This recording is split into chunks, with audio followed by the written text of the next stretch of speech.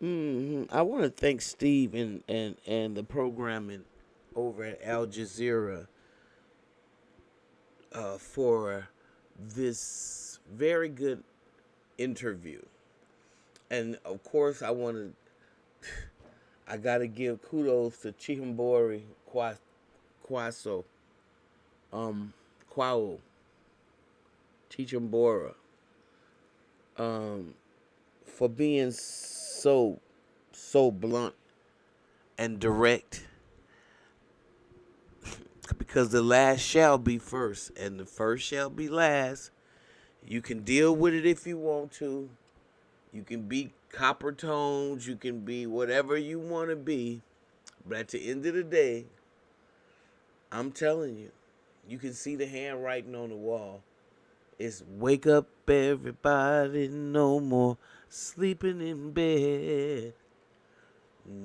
No more backward thinking. It's time to move right ahead.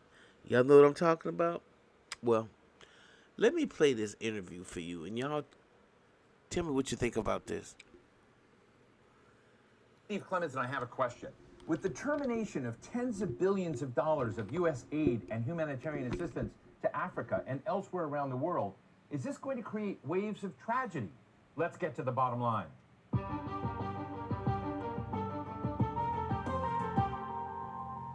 As part of its mission to downsize the U.S. federal government, the Trump administration has suspended employment of thousands of USAID workers and has terminated its programs and most global humanitarian assistance. There have been some exceptions for life-saving programs, but these are small waivers amidst an onslaught of huge, massive aid cuts. Africa stands out as the most impacted. But what may disappear? Humanitarian assistance, infrastructure support, medicine and food programs. These are all substantial for countries like the Democratic Republic of Congo, which receives about $1.34 billion each year. Ethiopia, which gets about $1.2 billion. Sudan, nearly $800 million. And other major grants going to Nigeria, to South Sudan, Kenya, Mozambique, Uganda, and more. But some see a silver lining in this gutting of U.S. support for the continent. With aid, they say, there has been substantial political meddling and resource exploitation that has demeaned and sidelined African empowerment and economic growth. So rather than trauma with the USAID cuts, there could be opportunity, they say. Today we're talking with Ambassador Adikana Chihombori Quao, a medical doctor and former permanent representative of the African Union to the United States. Ambassador, it is terrific to have you with me in stage here in studio. Let me just ask you, if I look through the USAID programs, some of which have been cut off, in Congo, there's an aid group, Action Against Hunger. This is they're treating tens of thousands of malnourished children. In Ethiopia, food assistance stopped for more than 1 million people, as we've seen these AID cuts go into force, really across the board with very, very few waivers. How is Africa feeling this moment? Do you see this as a story of tragedy, or is there something else that we need to be looking at? I want to buy your house. I can pay you cash for your house no matter what condition it's in. If you need to... I think there's something else we need to be looking at. There is need for readjustments. There is need for realignment. We need to understand the real reason why USAID is in Africa. And not just USAID, but other NGOs. You look at DFID, which is the British equivalent, and many other smaller ones. Their sole purpose was to act as if they're coming to rescue Africa. They're coming to fill in the gaps in government services, gaps in education, gaps in healthcare, gaps in humanitarian services. They're coming in the guise of addressing issues to do with human rights, issues to do with environmental protection and social justice. They are coming in claiming that they're introducing grassroots initiatives that are going to help the people. And so they use that as a way to go into the most remote parts of Africa. They're talking about government advocacy. When you look at it on paper, it all looks really good. But they're actually wolf in sheep's clothing. They are using that open access sounding humanitarian to constantly destabilize governments. I can tell you right now, the majority of African leaders and not just African leaders, but leaders in the developing world are celebrating the exit of USAID. I was listening to a program, I believe it was CNN, and I was jumping up and down. It was a government official from Hungary. He was echoing the same sentiment. He said they are happy USAID is leaving Hungary because they are always supporting opposition. Their form of government advocacy is supporting whoever can keep the government in a turmoil. So, Ambassador, let me just jump in here for you. This is a message that I don't think many Americans hear. I think many Americans believe, not all of them, but many of them believe that AID was essentially set up for philanthropic reasons, for dealing with the HIV/AIDS crisis. The old divide and conquer strategy. We're on to it now. All over the world, we're on to it. It's the same damn playbook. Dealing with the various instabilities in the region, dealing with infrastructure deficits. But you're saying that there was something else as part of that package, meddling. A major meddling agenda. Major meddling agenda. The majority of some of the workers, now the average USAID worker may not realize it, but quite a few of them are also operatives who are underground, and their major agenda is to destabilize governments, destabilize countries. If you think about it, their sole purpose, for example, filling in the gaps in healthcare and education. Where is the change? Show me one country that USAID was in and education improved. Show me what country where USAID was in and healthcare improved. The social services they are bringing, it's peanuts. The American taxpayer needs to know the billions of dollars that are being given to USAID, a fraction is making it to the people. One of the highest profile medicine programs is PEPFAR, which both Republicans and Democrats here in Washington are really having outcries about. It was one of the signature programs of President George W. Bush to try to respond to the HIV/AIDS epidemic in Africa. What's the view on that front? Let's look at what HIV/AIDS was used to do. We know of a program that was run out of South Africa where they actually were injecting people with the virus. The reason some of the AIDS virus spread as rapidly as it did in Southern Africa, there were some very dirty games being played on African people. They were using Africans. Y'all remember that strategy? It's been around since time began. You brought General Elmhurst brought smallpox to Native when he came here and had them all infected with smallpox so they could wipe out tens of thousands of Native people. Okay? Washington. And then you can, this is what you call warfare. Look at the other drugs that were leashed upon the people. Scientists have said that AIDS is not a natural configuration for it was made in some laboratory. When they study that virus, they don't see a natural configuration. Okay, so the CDC is responsible for that. Okay, let's talk about it. Y'all don't want to deal with that. But I tell you what, just like the men in Alabama, or was it, Tuskegee, where was it, that was injected with that most virulent form of syphilis and allowed to lay up with all the women they could to see how the disease spread. That's America's MO, injecting people, basically black people, with diseases. That's why people can't stand and trust them going to the doctor right now. That's the racism and how it shows up in the healthcare system.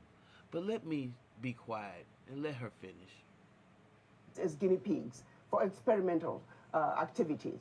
Even when you look at every aspect, they're using us as guinea pigs. Yes, there is some good, a percentage of some good, but not all of it is done with good intentions. You look at agriculture, they're destroying African agriculture by introducing those GMOs. You plant your seed in one season, your soil is finished. We used to have seeds that we can use from one season to the other. The introduction of GMOs through these agencies, USAID is one of them. We're destroying Africa in a massive way. A little good is coming out, but by and large, the end result, they mean no good. They can turn around and give us an inventory and say, as long as you have been in Africa and also other parts of the world, show us your success rate. Listen, I'm sorry, y'all. I ain't gonna stop it no more. Y'all notice that the grapes don't have no seeds in them? Do you notice that the watermelons are all seedless, y'all? That's that GMO shit. It takes me, when I look for a watermelon in the summertime, it's only one place that I can get it from. Okay? And that's my guy that comes up on the truck and he loads them up. He brings them up from Mississippi. Okay? And a family planting field of watermelons that they have. You ever notice that when you buy grapes, they don't have seeds in them? Because you're not eating real stuff. And this is what they doing over there in Africa. They going over there and destabilize shit. And then they want to get credit like they doing something to help people. Diary of a Hitman. Okay, An Economic Hitman is a very good book. Anyway, let me stop and I'm going to go back here.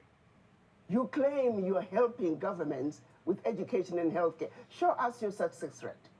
But I also turn around and say, African governments, why do you need this little aid to assist you in providing proper healthcare, proper education? The average African government can afford to provide those services for their people. I happen to have many friends that work for USAID, both in the field but also in Washington. And I have to tell you, I know that they believe that they're doing good, that they're trying to move the needle for those that are in desperate situation and desperate conditions.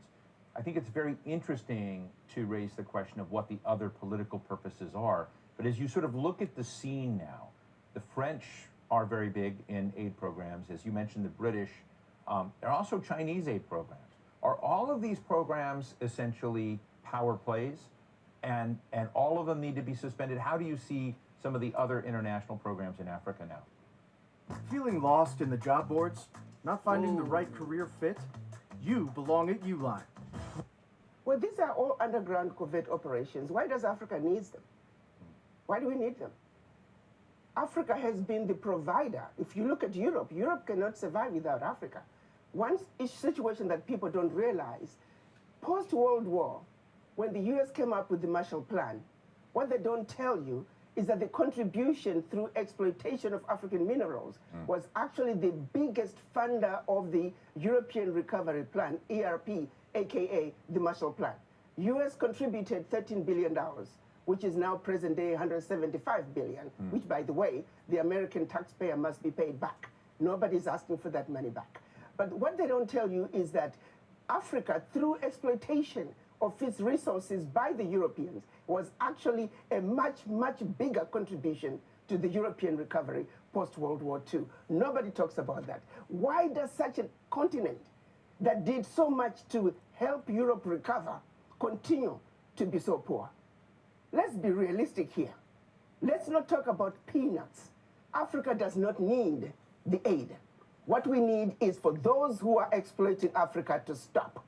Africa has everything it needs. If Africa could have contributed as much as it did to the recovery of Europe post-World War II, why wasn't Africa equally developed? So what happens next, Adikana? You and I have talked about this before in the exploitation of minerals, of uranium, of cobalt, of nickel, etc., and many other rare earths, which is apparently very much on President Trump's mind, because we see the negotiation for rare earths with Ukraine. But you and I have talked about the artificially low prices and the fact that many economies in Africa don't participate in the gains and growth of the exploitation of those resources.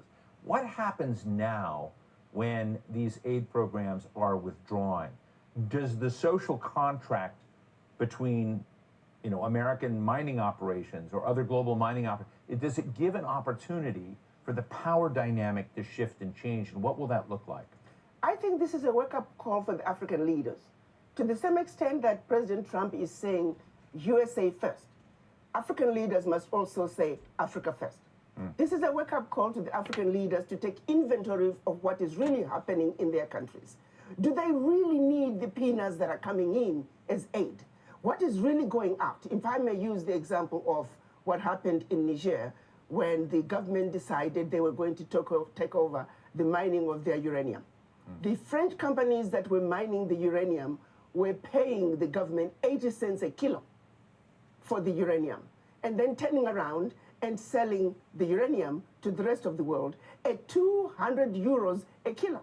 So that one move from the Nigerian government to say we are now going to take ownership of our own uranium, they went from realizing about $1 billion in uranium resources to over 300 billion a year. Do you realize what I'm talking about? No amount of NGO could bring that kind of money. And this is only one mineral. Now imagine the country taking inventory of all their minerals and benefiting from their natural resources like the rest of the countries in the Western world. That is what African leaders need to look at. Do you see that in the horizon of African leaders right now? They're do gonna you have see to. them? Who do you see as the standout winners of that kind of change? And who do you think is still chasing AID contracts? Let me tell you, we need to look at what's happening in Burkina Faso, Niger, and Mali. President Traore is standing up.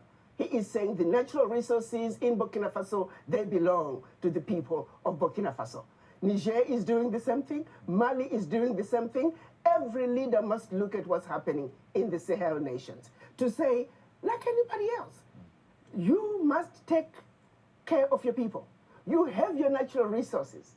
You have everything you need to take care of your people. Why do you continue to be beggars? Look at what is being brought in by not only USAID, but all the NGOs in your country. It's peanuts. It's a joke that the African leaders should continue to be beggars of peanuts when you are looking and allowing billions to get out of your country year in and year out, if not trillions, in natural resources that your people should be benefiting from. It is a wake-up call for African leaders to wake up and say, President Trump is saying, US first, America first.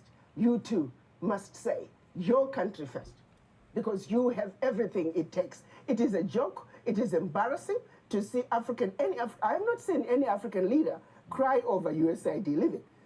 I can tell you for a fact, the average African leader privately is celebrating the exit of USAID because they know what is really going on. Let me ask you a geopolitical question. And again, you and I have had the opportunity on this show to talk about it before, which is the relationship of the United States broadly with the African continent. Now, I realize the continent has a lot of different nations, different countries that are part of it.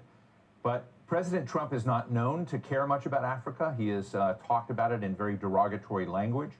His comments about USAID have had nothing to do with Africa. They've had to do with downsizing the scale of government and the perception of corruption and policies that are not consistent with his own. He's not framed any of this in terms of African needs or whatnot.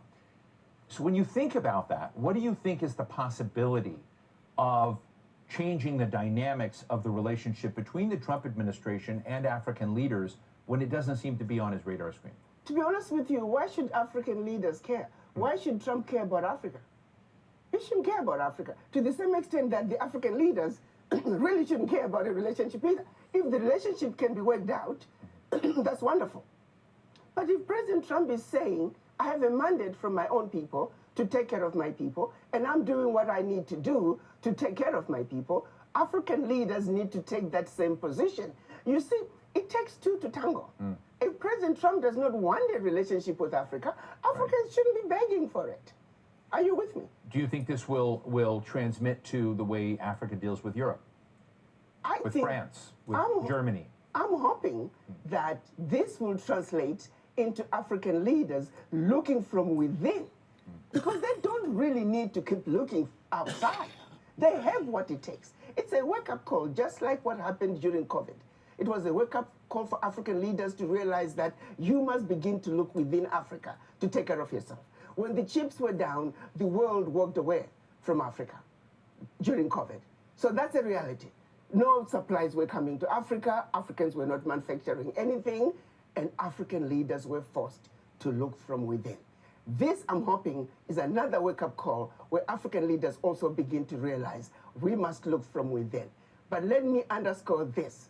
The average African leader and majority of leaders of developing world, I can tell you, they are celebrating the exit of USAID, and we hope that there will be exits of many other NGOs that are carrying out nefarious activities in Africa and anywhere else in the developing world in order to further the agendas of their governments, which is to continuously destabilize, divide, and conquer. To be quite candid, Ambassador, much of the world looks at the African continent as a gold mine, as Absolutely. a diamond mine, as Absolutely. a mine for precious materials and resources, which we've talked about. One of those other major powers, rising powers in the world, is China. Yes. China has huge stakes, and there's always been the narrative that America is not doing aid very well in Africa, that China is beating us. Bono would come out and say, hey, in all of the refugee camps and whatnot set up in Africa, even the tents say made in China, even though the United States may be providing the support. Yes. That there's a lot of... Germans have figured out a way to increase water pressure by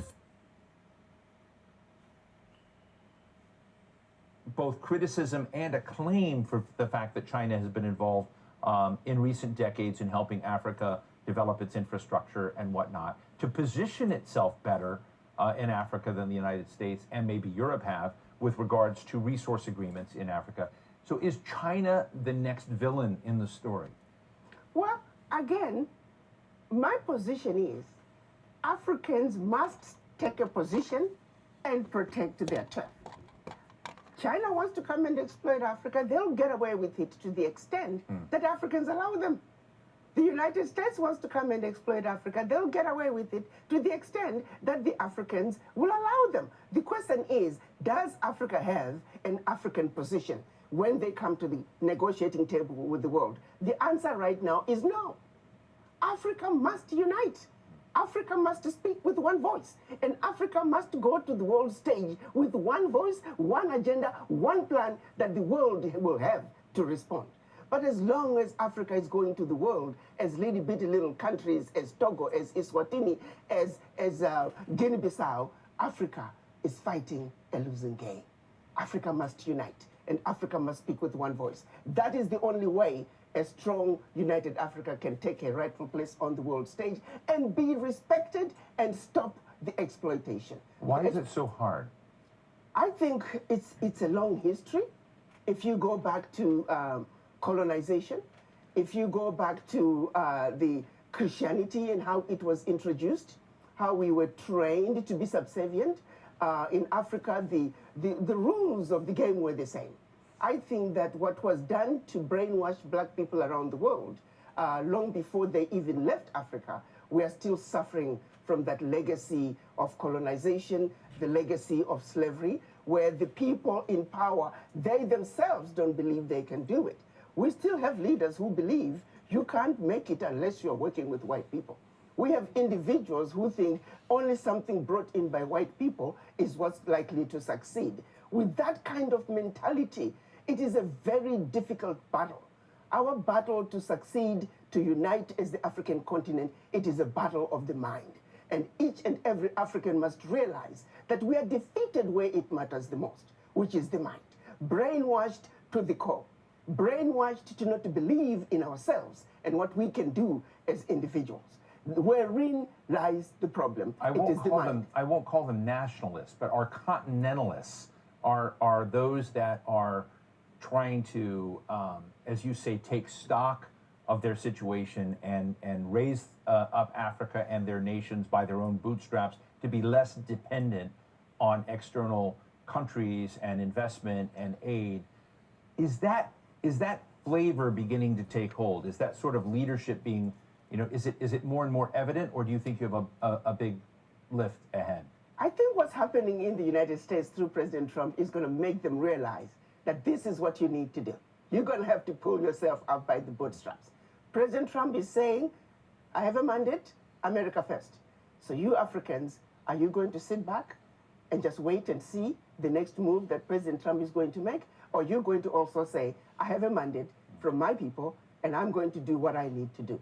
Take inventory of what you have in your country. Use it and use it wisely. No more begging. You don't need to have anybody filling the gaps in your educational system. You don't need anybody filling the gaps in your healthcare system. You don't need anybody creating initiatives in the most remote parts of your country because they claim that you, the government, cannot have access to that. How can somebody come from all the way from the United States, all the way from Britain, and access the most remote part of your country that you in your country cannot access? It is the most stupid thing.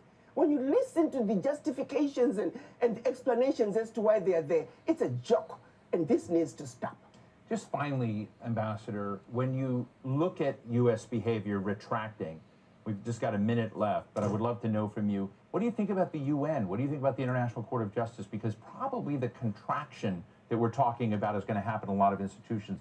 Do you worry that Africa will be worse off without those institutions? No, those institutions were created after the Second World War. United Nations, it took 4 weeks to create the United Nations. Why? In order to help the recovery of Europe. The World Bank, the IMF, it took 3 weeks to create them after the Second World War in order to aid in the recovery of Europe from its own self-implosion and destruction. So no. These institutions were not created to benefit the developing world. To the contrary, they were built to steal from the developing world. Their success is based on the failures of the developed nations where they have been stealing from. So no. We must celebrate what President Trump is doing by exiting the United Nations, by exiting the World Health Organization. We need the U.S. to exit the World Trade Organization because they're doing nothing on the African end. They're giving a blind eye to blatant exploitations, unequal, uneven trade policies that are hurting Africa. You take, for example, cocoa. Majority of the cocoa coming out of the world comes from West Africa, and yet it's only recently that African nations were allowed to add value to their cocoa. The World Trade Organizations, we may have a sister in charge.